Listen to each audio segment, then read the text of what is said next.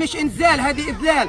دخيل الله ارحمونا. Uday al Qaraan warned that dropping aid into Gaza was dangerous. Just days later, he was killed after a box of aid fell from the sky. Using social media footage, eyewitness testimony, and flight tracking data, Sky News has investigated what happened to Uday. We located footage of the aid drop to a tent camp in central Gaza. 3 of the people who filmed the incident shared with us the metadata from their videos, showing that the airdrop took place around 11:50 a.m. local time. This narrowed down all those flights to just one, a UAE military plane. Flight tracking data shows the route taken by the C-130 aircraft.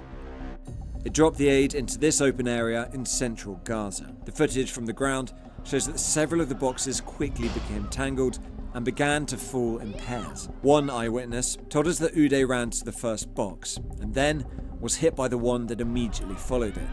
He said that Uday was trapped underneath the crowds of hungry people.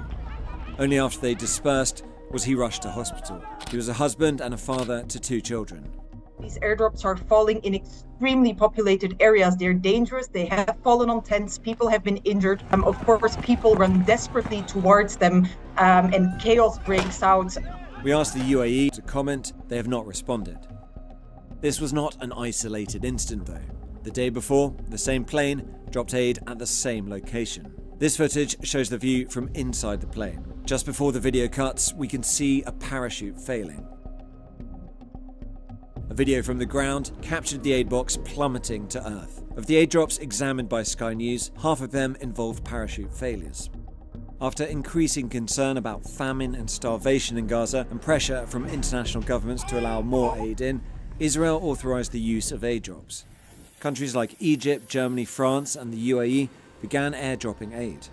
Between the 27th of July and the 1st of August, Gaza received an estimated 1,500 tons of food aid per day via land routes, more than 500 tons short of what the UN says is necessary to meet basic needs. We estimated that airdrops added 38 tons daily. That's 7% of what's needed to make up the difference. We know what the problem is.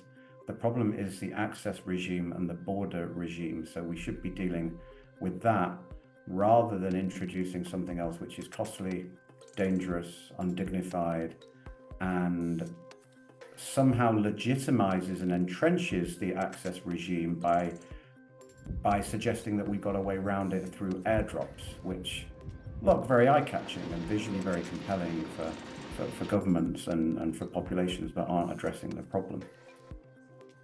The IDF denies restricting the entry of aid into Gaza. A spokesperson said, "The IDF will continue to work in order to improve the humanitarian response in the Gaza Strip, along with the international community. Alongside the humanitarian efforts, the IDF takes all possible measures to mitigate the harm to uninvolved civilians."